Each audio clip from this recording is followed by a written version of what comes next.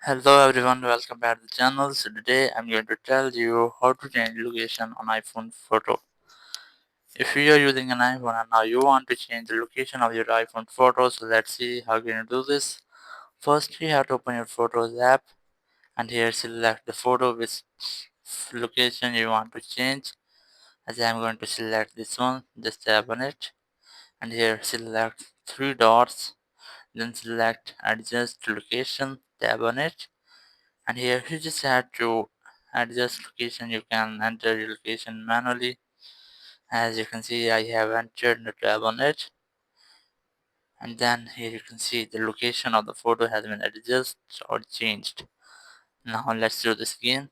You have to select the photo, then select three dots, then select adjust location, then enter location. As I have entered, not select location, and here you can see the location of the photo will be changed. Thank you very much for watching the video. Until the next video, bye bye.